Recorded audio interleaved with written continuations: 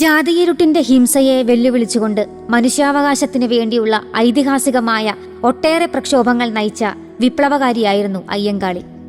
അവഗണിക്കപ്പെട്ട അവശ ജനവിഭാഗങ്ങളെ സമൂഹത്തിന്റെ മുഖ്യധാരയിൽ ഇണക്കിച്ചേർക്കുന്നതിനു വേണ്ടി അഹോരാത്രം അധ്വാനിച്ച നവോത്ഥാന നായകരിലെ പ്രമുഖൻ. തിരുവനന്തപുരം ജില്ലയിലെ വെങ്ങാനൂർ എന്ന ഉൾനാടൻ ഗ്രാമത്തിൽ പെരുങ്കാറ്റുവിളയിലെ പ്ലാവറ തറവാട്ടിൽ 1863 ഓഗസ്റ്റ് 28 അയ്യങ്കാളി ജനിച്ചത്. എഴുതാനും വായിക്കുവാനും ആദ്യകാലത്ത് വശമില്ലായിരുന്നെങ്കിലും സ്വപ്രയത്നം കൊണ്ട് അയ്യങ്കാളി എഴുതുവാനും വായിക്കുവാനും പഠിച്ചു. സവർണർ മാത്രം സഞ്ചരിച്ച രാജപാതയിൽ വില്ലുവണ്ടിയിൽ യാത്ര ചെയ്ത അയ്യങ്കാളി എന്ന ചെറുപ്പക്കാരൻ കാളകളെ തെളിച്ചത് ചരിത്രത്തിലേക്കായിരുന്നു.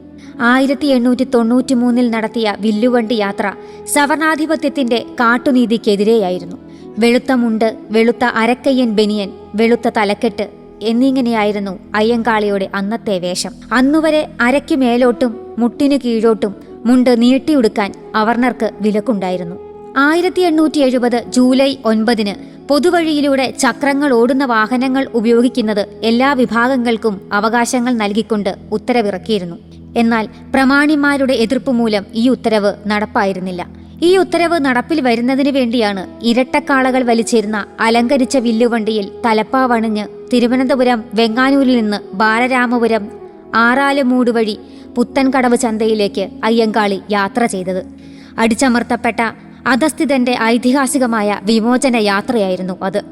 കല്ലുമാല സമരവും പെരിനാട് സമരവുമെല്ലാം അയ്യങ്കാളി നടത്തിയിട്ടുള്ള ചരിത്ര സമരങ്ങളായിരുന്നു. അയ്യങ്കാളിയിൽ നിന്ന് പ്രചോദനം ഉൾക്കൊണ്ട അധസ്ഥിതരായ സ്ത്രീകൾ കല്ലുമാല പൊട്ടിച്ചെറിയാനും മാറുമറയ്ക്കാനും വേണ്ടി നടത്തിയ പ്രക്ഷോഭം കേരള ചരിത്രത്തിന്റെ ഭാഗമാണ്. തിരുവിതാംകൂറിൽ കർഷക തൊഴിലാളികളുടെ ആദ്യ പണിമുടക്ക് സമരം നയിച്ചത് അയ്യങ്കാളിയാണ്. പലതരം എതിർപ്പുകളും പകവ്യവഹാരങ്ങളും ഒറ്റയ്ക്ക് നേരിട്ടാണ് 1904 അയ്യങ്കാളി തന്റെ ആദ്യ കുടിപ്പള്ളിക്കൂടം വെങ്ങാനൂരിൽ സ്ഥാപിച്ചത്. 1936 ക്ഷേത്രപ്രവേശന വിളംബരത്തെ തുടർന്ന് കേരളത്തിലെത്തിയ മഹാത്മാഗാന്ധി വെങ്ങാനൂരിലെത്തി അയ്യങ്കാളിയെ സന്ദർശിച്ചതും ചരിത്ര മുഹൂർത്തമായി. അടിച്ചമർത്തപ്പെട്ട, നീതി നിഷേധിക്കപ്പെട്ട മനുഷ്യരുടെ ശബ്ദമായിരുന്നു അയ്യങ്കാളി. നൂറ്റാണ്ടുകൾ എത്ര കഴിഞ്ഞാലും ലോകത്തെവിടെയൊക്കെ മനുഷ്യൻ അരികു ചേർക്കപ്പെടുന്നുവോ അവിടെയൊക്കെ ആ ശബ്ദം മുഴങ്ങിക്കൊണ്ടേയിരിക്കും.